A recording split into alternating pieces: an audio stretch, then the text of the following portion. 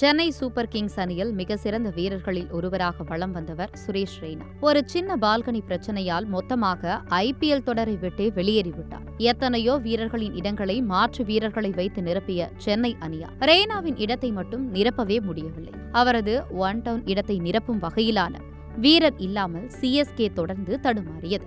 இந்த நிலையில் ரெய்னாவின் இடத்தில் இளம் வீரர் டெவால் பிரேவிஸை களமிறக்கிட அணி நிர்வாகம் முடிவு செய்திருப்பதாக தகவல்கள் வெளியாகியிருக்கின்றன. கடந்த தொடரில் மாற்று வீரராக உள்ளே வந்த 22 வயது பிரேவிஸ் இளங்கன்று பயமறியாது என்றும் பழமொழிக்கு ஏற்ப அதிரடியாக அடித்து ஆடினார்.